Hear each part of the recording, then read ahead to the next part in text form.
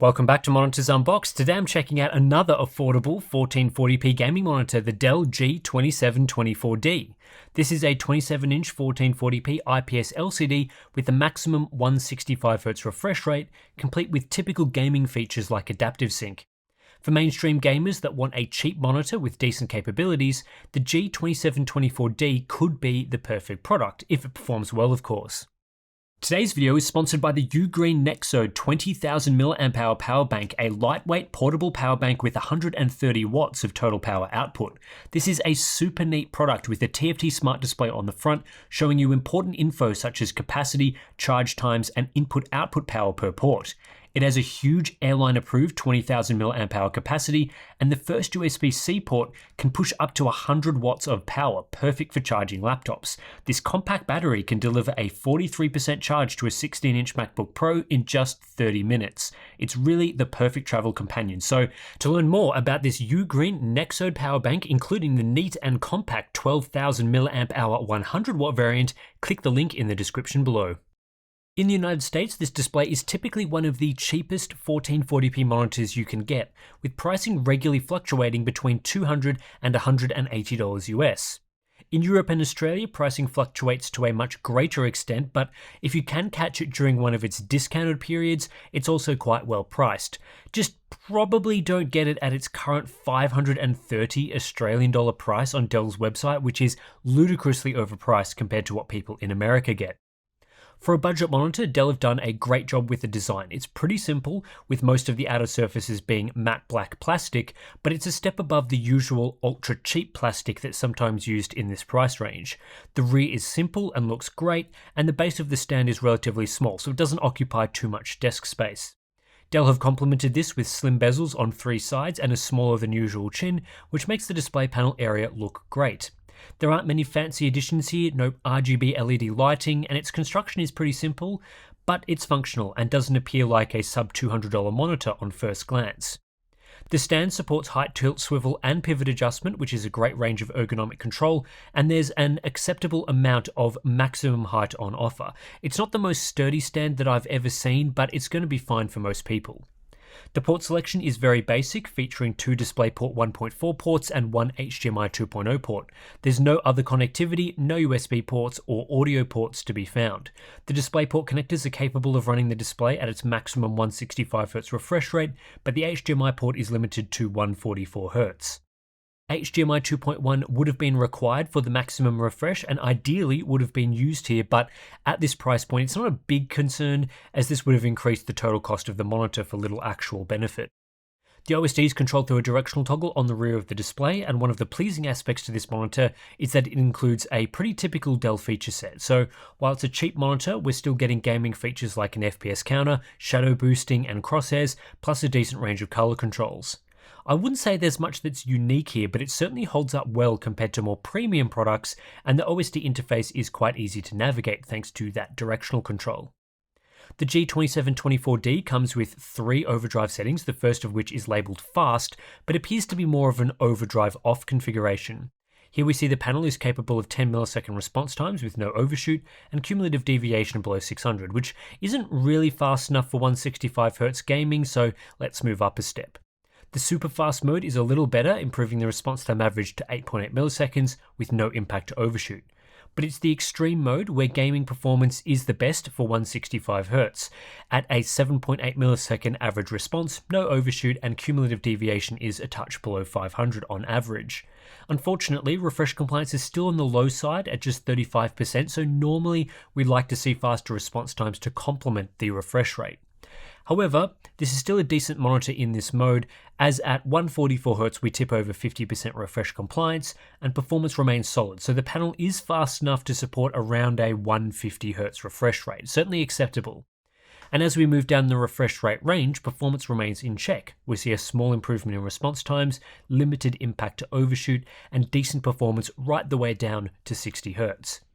This means the G2724D gets pretty close to offering a single overdrive mode experience. Performance isn't quite there at 165Hz, but for the rest of the refresh rate range, the extreme mode provides decent results, and you won't need to adjust the overdrive setting away from the maximum that's offered. One of the better tunings I've seen from a budget monitor. Usually things get a bit messy in this price category. At its maximum refresh rate, the G2724D suffers a similar fate to the ASRock PG27QFT2A in that it's not that well optimized for the highest refresh. It is better than the ASRock model and gets closer to the rest of the pack, but isn't as strong as you'd see from, say, a Gigabyte M27QP or Asus XG27ACS. Looking at average performance across the refresh rate range, the G2724D puts up a reasonable result. It's again better than the ASRock model, and it's just 1 millisecond away from the XG27ACS. The fact it delivers little to no overshoot puts it in a better spot than the HBX27Q, and generally this is a strong showing from a 1440p IPS. This is backed up by cumulative deviation, where the average result of 516 puts it right among the usual pack of IPS LCDs, and if anything more towards the top of that pack. This means this Dell monitor delivers a similar motion experience to the LG 27GP83B and Asus XG27ACS, which are more expensive products. It has a 14% advantage over the ASRock model and a 12% advantage over the MSI G274QPF-QD, which aren't huge numbers, but the Dell model is better optimized in both cases. Faster than the ASRock with better performance at the highest refresh rate, and it has more of a single overdrive mode experience than the MSI, so in both cases, the Dell is the better choice. At 120Hz, the G2724D ends up straddling that zone between the higher tier models and lower tier models again, delivering faster response times than popular products like the G274QPF-QD. Similar can be said of this Dell monitor at 60Hz, making it a great choice for gaming at moderate to low refresh rates. The G2724D also has low input lag with a processing delay of just 0.4 milliseconds. The responsiveness of this monitor is average given the refresh rate tops out at just 165Hz, but you won't find there's much difference with other budget 1440p products. I was also pleased to see that input lag at 60Hz is low, which is quite rare among gaming monitors. Power consumption is great, with this display consuming just 22 watts to display a full white 200 nit image. This isn't substantially different to many other monitors I've tested, but it's a little better than the Gigabyte M27QP and MSI G274QPF-QD. Dell only advertised the G2724D as being an sRGB monitor, listing 99% coverage of that color space, but in reality, it has a mild wide gamut. We're getting 89% coverage of DCI-P3, which is about 10 extra percentage points that you otherwise wouldn't get if it was sRGB only. However, I wouldn't describe this as an especially wide gamut, as it reports in with just 66% coverage of Rec 2020, which is lower than other monitors that target P3 to a greater extent. Factory calibration is okay, with decent adherence to sRGB gamma and only a slight blue tint from the factory, leading to decent but not spectacular Delta E results. Saturation and color checker performance is better than average, and that's mostly due to this panel not having an especially wide color gamut, rather than any special calibration tricks that Dell have made. Compared to other monitors, factory grayscale performance is decent and is within 1 Delta E of most other lower cost monitors. As I mentioned, color checker performance is better than average due to its lower color gamut. What was nice to see is that even though the G2724D is a lower cost and not especially wide gamut monitor, it does actually have a built-in sRGB mode, which better emulates the sRGB color space. While this mode features locked settings like white balance controls, grayscale performance actually improves compared to the default, dropping the Delta E average to just 2.88, which is fantastic. Saturation and color checker performance also improves to Delta E averages around 3, which means this sRGB mode is quite accurate and well suited to SDR use. When put up against its direct competition, this puts the G2724D in a great position. This level of calibration from the sRGB mode is more in line with higher tier monitors, and there are plenty of options out there that don't include an sRGB mode at all, like the ASRock PG27QFT2A. If you wanted a budget monitor with a mode that has great calibration, this Dell monitor is certainly a good choice. Performance can be improved further through a full calibration using CalMan, however for most users I don't think this would be necessary, given the included sRGB mode works pretty well. However, due to its lackluster P3 coverage, this isn't the best monitor for work in wider color gamuts, and really I'd just consider this to be an sRGB only product, which is fine. The G2724D is a bright monitor with a maximum brightness of 464 nits, so there should be no issues using this in a variety of environments, especially brighter rooms. It's helped by having a matte screen coating too for those sorts of conditions. Minimum brightness of 37 nits is also solid, giving this monitor a good range. It was also nice to confirm that this panel has a decent contrast ratio of 1281:1, which is above average for an IPS LCD.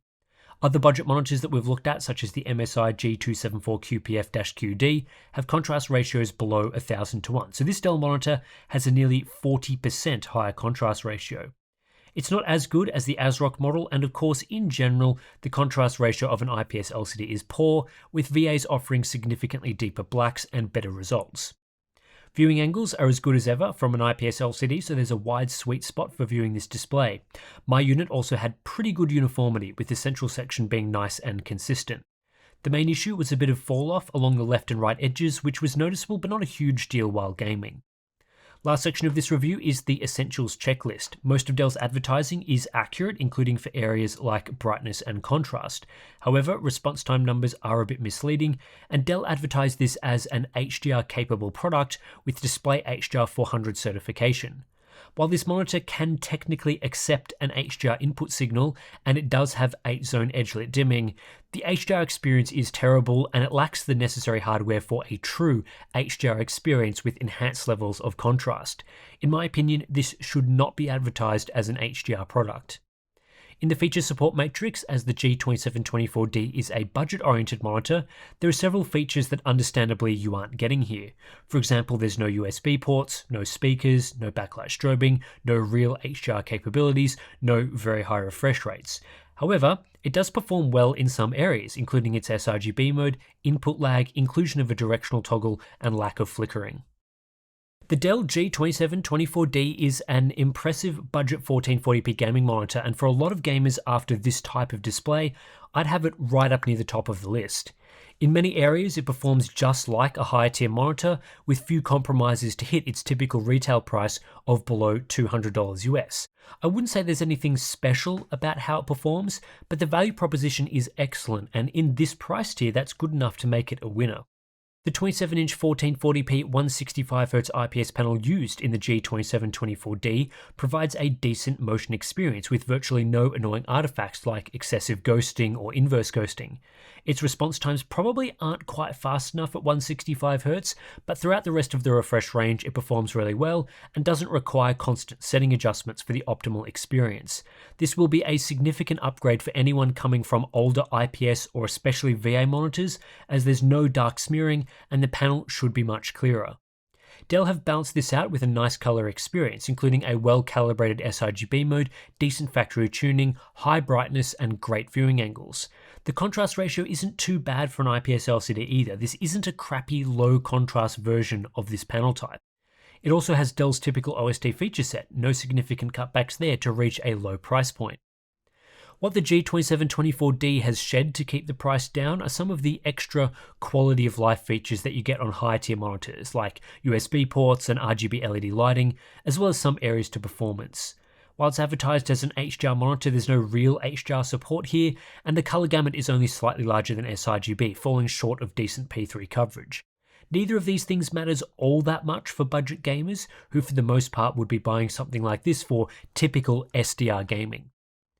At a standard retail price between $180 and $200 US, this is a steal. In many ways, it performs just like some of the now more expensive 1440p monitors I've tested, like the MSI G274QPF-QD and Gigabyte M27QP. I don't think you could justify spending more than $200 on this class of product now. Pricing for good quality products has dropped, and there's little reason to spend $50 to $100 more on something with similar basic specifications. The G2724D also outperforms the ASRock PG27QFT2A that we reviewed a couple of weeks ago, though best versus best pricing typically has the ASRock a little cheaper, so the ASRock is still a good choice if you need to save every dollar but still want a 1440p monitor. For most people though, I believe the G2724D is the better buy and ends up the best bang for buck 1440p monitor at the moment. There are some caveats to this though. In Australia and some other countries, the G2724D is much more expensive. At $530 AUD, you just wouldn't consider this monitor at all, especially when the Asus XG27ACS costs $440 and there are plenty of other cheaper options. When it's priced at the equivalent of $200 US in your region, it's probably going to be a great option. Here in Australia, that would be about $330 after tax. But if it's priced above that, it kind of falls back into the pack, so make sure you do your research and look at all the options that are available to you. Anyway, that's it for this one. If you enjoyed this review of the Dell G2724D, then please do consider supporting the channel either via just subscribing to Monitors Unboxed or supporting us directly via Patreon or Floatplane. Links to those are in the description below, and if you do sign up, you'll gain access to some cool benefits. We've got our OSD settings and ICC profiles that we create for all monitor reviews, so if you want those sorts of things, those are available to our Hardware Unboxed supporters. We've also got our Discord community, great place to chat about monitors, get advice, chat about just the latest in display tech, and yeah, BTS videos, other cool stuff. So thanks for watching, and I'll catch you in the next one.